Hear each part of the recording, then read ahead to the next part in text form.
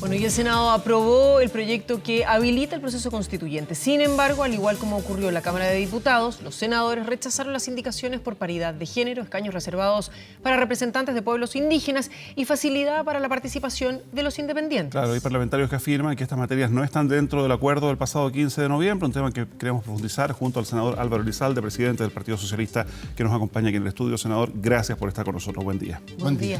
A ver, antes de ir al proceso constituyente, vamos a hablarlo en profundidad. Quiero partir preguntándole por un hecho que ha estado impactando a la clase política en las últimas horas, esta decisión de la UDI de congelar sus relaciones en el oficialismo. ¿Qué le ha parecido a usted desde la oposición? Bueno, yo no entiendo la obstinación de la UDI de oponerse a lo que es un paso civilizatorio imprescindible. La paridad, esto es que en la Convención Constitucional la representación de las mujeres sea equivalente a lo de los hombres, es algo que se aplica en muchos países del mundo. Entonces yo no entiendo por qué se oponen a algo que es básico, que es fundamental. Yo creo que la UDI vive no en el siglo pasado, sino que en el siglo antepasado, incluso en tiempos más pretéritos de la historia. Ya, pero ¿debía congelar las relaciones con sus socios de RN y de Evópoli? Lo que es un absurdo, porque el acuerdo del 15 de noviembre fue cumplido por todos los partidos que lo firmamos. Y por eso se aprobó sin modificaciones el texto propuesto por el comité de expertos y que había sido después revisado con algunos pequeños cambios por los presidentes de partido. Eso se aprobó en la Cámara de Diputados y en el Senado. Pero eso no obsta que las distintas bancadas o partidos puedan realizar propuestas adicionales para fortalecer y perfeccionar el proceso constituyente. Y en ese contexto nosotros hemos planteado la importancia de la paridad, los escaños reservados para el pueblo indígena, la competencia independiente en igualdad de condiciones. Una parte de los partidos de gobierno apoyaron esas iniciativas y así fue aprobado en la Cámara de Diputados. Y producto de eso, la UDI decide congelar su relación con sus socios. A mí me parece que no es una buena señal. Me parece que la UDI todavía no entiende que estamos viviendo en el siglo XXI y que la paridad llegó para quedarse. Es un requisito fundamental para una mejor forma de convivencia en nuestro país. Senador, pero a ver, ¿fue o no fue una medida eficaz o eficiente el hecho de que quisieran sacar estas indicaciones y aprobarlas después? Convengamos que para quien considera que es lo necesario es súper lógico, pero para quienes se oponen o no están de acuerdo es un paso muy grande. ¿Fue eficaz o no fue eficaz la idea de dejar estas tres indicaciones fuera? Mire, yo creo que este proceso hay que evaluarlo una vez que se concluya todo el proceso legislativo. Es decir, cuando se construye la arquitectura del proceso constituyente. Ya hay avance. Primero tenemos plebiscito sí o sí y va a haber nueva constitución, si gana esa opción en el plebiscito, a través de las dos opciones, convención constitucional o convención mixta. Nosotros nos la vamos a jugar por la Convención Constitucional, que es la Asamblea Constituyente. Ahora, respecto del día a día de la política, claro, siempre hay opinión en un u otro sentido, pero lo importante es que la Cámara de Diputados aprobó normas que nos parecen a nosotros que son fundamentales y ahora tenemos que construir una mayoría en el Senado. Cuando se señala que el Senado rechazó, más bien yo lo plantearía en un sentido distinto. El Senado mayoritariamente votó por esas iniciativas. No obstante, como se requiere un quórum muy alto, no contaron con el respaldo necesario para ser aprobada. 23 senadores votamos porque hubiera paridad y 14 se opusieron. 23 a 14, una gran diferencia, pero necesitábamos, de acuerdo al quórum, 25 votos. Por tanto, nos faltaron 2 votos. Pero como se aprobó en la Cámara de Diputados, vamos a insistir. Y cuanto antes, mejor, vamos a aprobar esas iniciativas. ¿Están los votos? Yo lo dijo Mario Desbordes, que va a haber votos de Renovación Nacional disponibles para esto.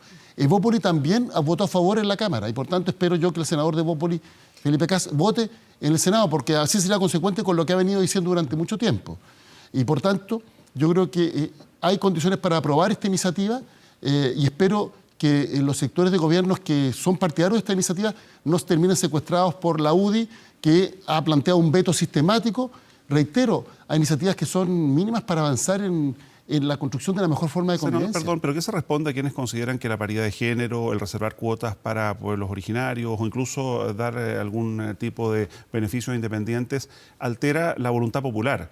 Porque definitivamente aquí en algún momento una mujer que obtuvo menos votos podría resultar electa en una convención o en cualquier otra instancia por sobre un hombre que sí obtuvo más votos. Bueno, vamos paso a paso respecto a cada una de las medidas. Respecto de la acción afirmativa de género, no se altera la representación ni de los partidos ni de las listas. Por tanto, no va a haber una modificación, podríamos decir, de lo que representan en el ámbito de las ideas quienes son representantes en esa convención. Ya, pero quienes argumentan que esto altera la voluntad popular, la decisión de voto, en definitiva. Pero lo único que se garantiza es que tengamos un 50% de mujeres. Y a mí eso me parece que es un avance importante. Hay distintos mecanismos en el mundo. Hay otros países, los que tienen sistema de lista, que tienen el sistema de lista cebra, y por tanto se elige una representación paritaria, pero ahí el orden se hace a través de lista cerrada. Aun cuando candidatas, perdone que lo insista, sean menos votadas que candidatos. Pero van a ser parte de la misma lista o del mismo partido. Por tanto, podríamos decir que las ideas que representa esa candidata no van a alterar su representación en la Convención Constitucional. Pero vamos a garantizar algo que a mí me parece que es un avance civilizatorio, que haya el mismo número de mujeres que hombres. Pueblos originarios. Respecto de pueblos originarios, estamos hablando que los pueblos originarios han sido permanentemente postergados. Existe una deuda histórica con ellos. Como lo dijo ayer un alcalde mapuche, estaban acá desde antes que nosotros. Y por tanto, lo que corresponde es darle una representación, porque ellos sienten que son algo distinto, que son una nación distinta. Chile tiene que reconocerse como plurinacional. Y en ese contexto, si no existen escaños reservados, es muy difícil que sean electos y por tanto su voz sea escuchada. Y lo que se está planteando es un mecanismo a través del cual las distintas etnias que están reconocidas en Chile, no solo mapuches, porque son más, 9. tengan representación. Son 9, efectivamente. Y respecto de independientes, lo único que se busca es que los independientes compitan en mejores condiciones, pero sin alterar en absoluto la voluntad popular, ni que no obtiene más votos ni nada por el estilo. Porque eso permite además que la Convención Constitucional tenga una mayor representatividad, que sea un espejo de lo que es la sociedad chilena, y por tanto cuente con mayor legitimidad para proceder a redactar la nueva Constitución, que esperamos que sea una Constitución que nos represente a todas. Esto es muy importante. Nosotros creemos que la nueva Constitución debe ser una Constitución en la cual todos los chilenos nos sintamos parte, que todos los chilenos nos sintamos representados, lo que no ocurre con la Constitución actual, que fue impuesta por la fuerza. Disculpe, y nuestras diferencias se resolverán democráticamente a través de las elecciones que se realizan periódicamente. En busca de esa representatividad de esta convención, cualquiera que sea la electa, ¿qué pasa con la población migrante? Ayer incluso un telespectador nos preguntaba por afrodescendientes. Bueno, se planteó eventualmente en la Cámara de Diputados una iniciativa de esta naturaleza, pero que no prosperó. Yo creo que todos esos temas tienen que ser debatidos, pero estos tres que hemos planteado son temas en que existe, yo diría, mayor ámbito de consenso y por tanto se puede construir mayorías para su aprobación. Es decir, salvo la UDI y una parte de los partidos de gobierno, toda la oposición y gran parte de los representantes de los partidos de gobierno en la Cámara de Diputados y en el Senado son partidarios de que avancemos en esta materia. Y reitero, la paridad es fundamental. Es decir, concebir un Chile en que las mujeres no estén en igualdad de condiciones que los hombres y que sobre todo en un órgano colegiado como una convención constitucional las mujeres no estén igualmente representadas que los hombres, me parece que es no entender que estos cambios llegaron para quedarse, que estos cambios son positivos para generar una mejor convivencia y lo más importante, una mejor democracia. Senador, usted respecto de ese mismo tema decía, ¿cuándo va a entender la UDI que estamos viviendo en el siglo XXI? O se quedó en el siglo XXI más bien. Pero ¿cuándo, en ese mismo punto, vamos a dejar de hablar que si es mujer o es hombre? ¿Por qué no podemos hablar de un profesional? Cuando uno va a una tienda, un expendio, un supermercado, da lo mismo si es cajera o cajero. Cuando uno se enfrenta a la profesora de biología, da lo mismo que sea profesora o profesor. ¿Por qué no hablamos de profesionales? Porque me parece que todavía hoy es retrógrado hablar no se acostumbra, de mujer no se acostumbra o hombre, a contrapreguntar. ¿Pero usted cree que a usted le ha costado lo mismo con hombre ser una profesional exitosa y una destacada periodista? Pero es que, yo creo que no. Senador, yo creo que porque yo he seguido su carrera y la de muchas mujeres que son exitosas. Y creo que a las mujeres les cuesta mucho más. Y les cuesta mucho más por un prejuicio cultural. Por eso le digo, por ¿cuánto tanto, tiempo más nos queda para seguir hablando de esto? Porque cuando nos comparamos con grandes naciones, recordemos Noruega, Finlandia, etcétera, donde... Pero tienen paridad. Pero es que lo que pasa es que ya ni siquiera tienen paridad, tienen un mínimo establecido que es la base, que es tanto más básica. Y ellos mismos dicen, ¿sabe qué? Nosotros ya no nos cuestionamos si es mujer o hombre. Nosotros nos cuestionamos la capacidad profesional de esa persona. Pero mire, se lo planteo de la siguiente manera. Las normas de paridad, y en general las normas de acción afirmativa, son normas eminentemente transitorias. ¿Cuánto debe durar esa transitoriedad hasta que cambie la cultura? A eso va mi pregunta. Y por tanto, ¿cómo cree usted que es la mejor forma de lograrlo? Y por tanto, mientras no cambie la cultura, es necesario mantener ese tipo de normas que contribuyen al cambio cultural. En el caso, por ejemplo, de la representación de los pueblos originarios, Nueva Zelanda la tiene desde el siglo XIX. Y ellos son los países más avanzados en esta materia. Y ha generado tal cambio cultural que hoy día los maoríes incluso tienen representación mayor de la que establecen los escaños que tienen asegurados a priori. Porque cambió la cultura, pero demoró mucho tiempo para que cambiara la cultura. ¿Sabe lo que pasa? Por lo mismo, entonces, Nueva Zelanda todavía y Australia siguen peleando por promesas que se le han hecho a los pueblos originarios que no se han cumplido. Tienen ministerios de pueblos originarios. O sea, un ministerio los representa y así todo. En Australia, todavía este año, se seguía peleando por derechos de los aborígenes que no estaban cumplidos. El caso australiano es distinto del neozelandés. Sí, yo sé. Los dos referentes que hay en el mundo en esta materia son Nueva Zelanda y Canadá, y que están a años luz de lo que estamos en Chile. Y hay que cambiar la cultura porque hay un tema muy simple, que es que las mujeres que realizan el mismo trabajo que los hombres ganan en promedio entre 20 y 30% menos, aunque sean igualmente talentosas o más talentosas. Para que una mujer pueda destacar tiene que ser brillante, porque si no, está invisibilizada en una cultura machista, en una lógica patriarcal, que es propia no solo de los hombres, también de las mujeres, y por tanto esa es la cultura que hay que cambiar. Estas normas lo que tienen por objeto es cambiar la cultura, y por tanto visibilizar a las mujeres, que se reconozcan sus talentos, que hoy día lamentablemente no son reconocidos. ¿Cuánto tiempo deben durar estas normas? Mientras no cambie la cultura. Mientras más fuertes sean los cambios culturales, obviamente esas normas podrán ir siendo para seguir avanzando. En ese punto, y estudiando los casos de los distintos países, entre ellos Canadá, entre ellos Nueva Zelanda, Australia, incluso es más, en algunas partes nórdicas de Europa, la cultura la cambian en la educación generalmente, no necesariamente con una ley que va a tener una fiscalización si es que no se cumple. Pero la cultura ya cambió. Si se ve hoy día en las calles, Chile ha cambiado completamente. Pero las instituciones políticas no se han puesto al día para recoger y en alguna medida expresar ese cambio. Y la posición de la UDI es categórica en esa materia, en un sentido contrario. Porque lo vemos hoy día, yo lo veo en las nuevas generaciones. Hay un cambio cultural enorme, pero las instituciones que tenemos siguen siendo del pasado y hay que actualizarlas. Y por eso me parece que es fundamental avanzar en paridad. Para avanzar también en la discusión, senador, quiero preguntarle qué le ha parecido la posición del gobierno en todo esto. Porque, en definitiva, acá hay quienes consideran que el gobierno, a través del ministro Ward, se ha cuadrado con la posición de la UDI. La verdad es que el ministro Ward no ha jugado un rol muy relevante en esta materia. Y por lo mismo el gobierno. Este es un acuerdo, primero que se selló entre partidos. Después el gobierno lo valoró.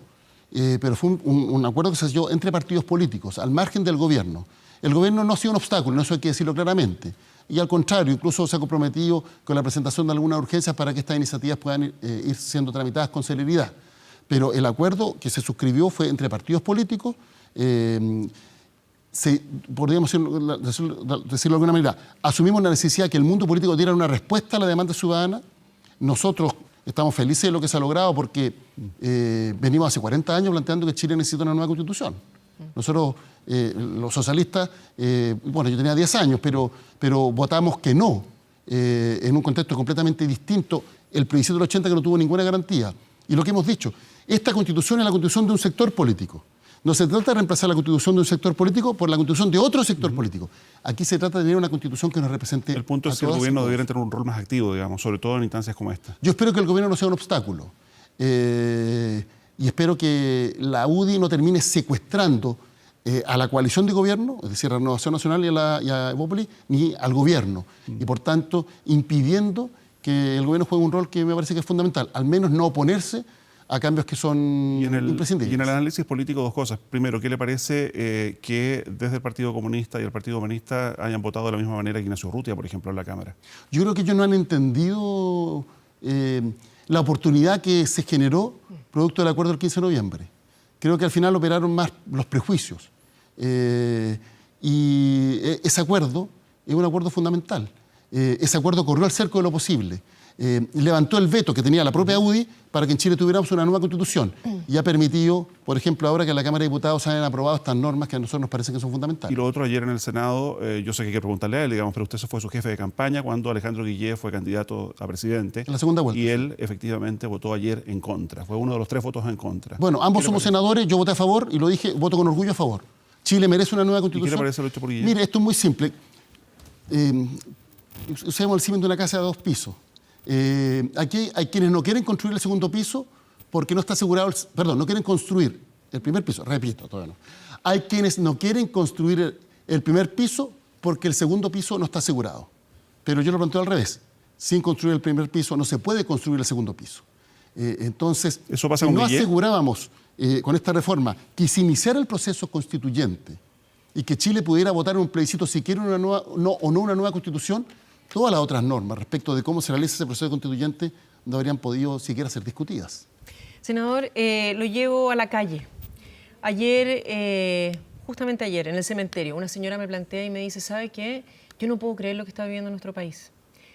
El papelón que se protagonizan en el Congreso son insólitos. ¿Qué nos van a pedir a nosotros? Me decía. ¿Cómo lo ve usted? ¿Hasta cuándo?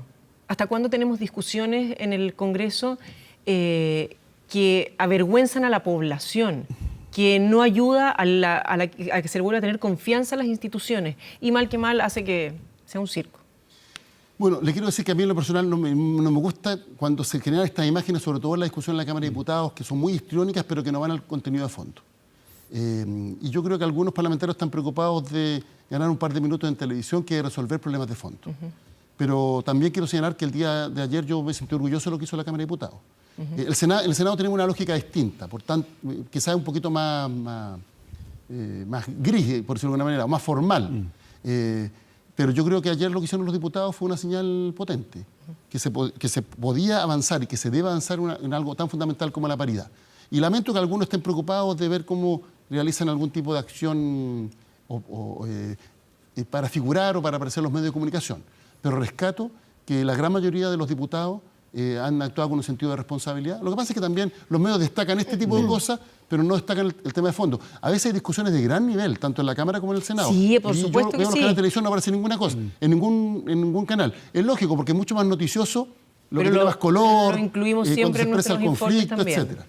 Pero reitero, a mí no me gusta esta lógica de apelar a la figuración por sobre los contenidos, y creo que hay que volver a la lógica del debate en torno a ideas y los contenidos. Y por eso valoro mucho lo que hizo la Cámara de Diputados ayer. Senador, una última pregunta al menos de mi parte, anticipándonos un poco a lo que viene. Plebiscito entonces el 26 de abril, se va a ver si la gente quiere o no una nueva constitución y si vota lo primero, si es a través de una convención mixta o constituyente, digamos, cómo se resuelva.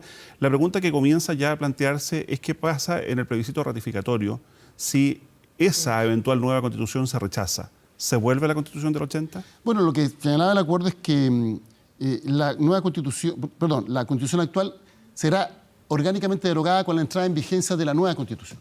Entonces, tenemos un desafío. El desafío primero es ganar el plebiscito. En segundo lugar, que el proceso constituyente se desarrolle de buena forma y se redacte una buena constitución. Y en tercer lugar, ganar el plebiscito de salida. Y si eso no ocurre, que es lo que hoy día algunos comienzan ya a plantear, ¿se vuelve a lo que hay? Es que yo lo planteo de una manera... ¿O hay que volver a redactar una yo lo mejor? planteo de manera distinta. Es evidente que el plebiscito de entrada, si se gana la opción de una nueva constitución, le resta completa legitimidad a esta constitución. Si alguien cree que porque el proceso constituyente tuvo algún problema, al final vamos a terminar ad eternum con esta constitución, no está reconociendo lo que va a ser la voluntad popular expresada en el primer plebiscito. Pero nosotros tenemos un segundo desafío. Y el segundo desafío es ganar el plebiscito de salida. Y para ganar el plebiscito ratificatorio se requiere que el proceso constituyente se desarrolle de buena forma. Yo insisto, tenemos una gran oportunidad de tener por fin una constitución que nos represente a todos. Y en democracia tenemos legítimas diferencias. ¿Cómo se resuelven esas diferencias? A través de la voz del pueblo que se expresa periódicamente en las urnas. Pues bien, ahí resolvamos nuestras diferencias, pero que la constitución deje de ser un tema de controversia. Por decirlo gráficamente, que las ideas de un sector importante de la sociedad chilena no sean declaradas inconstitucionales, como ha ocurrido lamentablemente durante estas 4 décadas. Nosotros que creemos que es necesario generar un Estado social de derecho para dar protección social a las chilenas y chilenos que se caen en el camino de la vida, levantarlos para que sigan caminando junto a esta gran familia llamada Chile, pues bien, estas ideas, bajo la Constitución actual, que es neoliberal y que cree en el Estado subsidiario, son inconstitucionales. Y les quiero decir que a nosotros nos preguntaron cuál iba a ser el contenido de la Constitución. Se impuso por la fuerza, y eso es lo que hay que cambiar. Y al revés, yo no quiero que en virtud de esta Constitución las ideas de los sectores conservadores se declaren inconstitucionales. Yo creo en la democracia y nuestras diferencias. ¿Quién las resuelve? La ciudadanía, el pueblo. Pero que la Constitución sea la Constitución de todos. Senador, quiero volver a lo que estábamos hablando recién respecto de la capacidad de conversación, de llegar a acuerdos, este Chile que cambió, este Chile que le exige a sus instituciones, a sus parlamentarios, que ejerzan su rol como deben.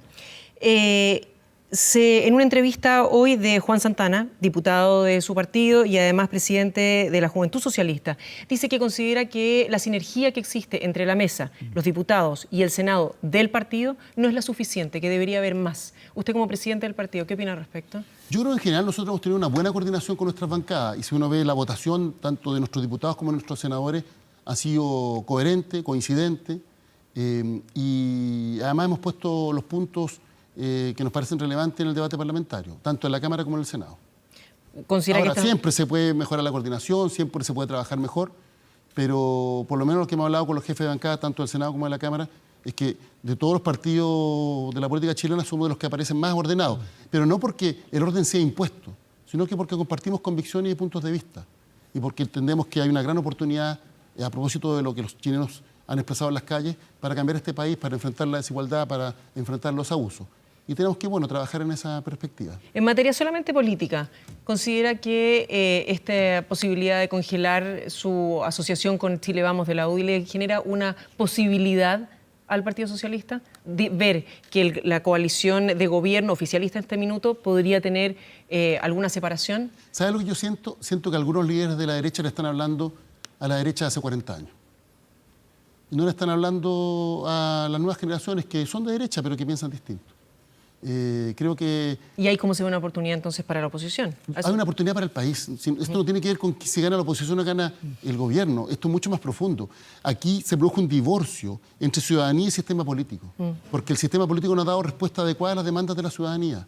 Esta es una oportunidad para que se vuelva a producir una conexión y eso va a ser bueno para la democracia.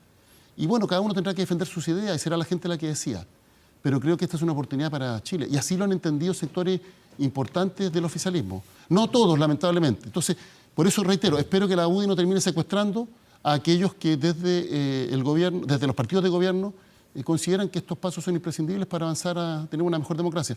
En caso contrario, ¿sabe qué? Vamos a seguir viviendo con un enorme descontento y en un polvorín. Muy bien. Y yo creo que lo que aquí se requiere es que el sistema político esté a la altura de lo que demandan los ciudadanos. Para eso hay que promover cambios y cambios profundos.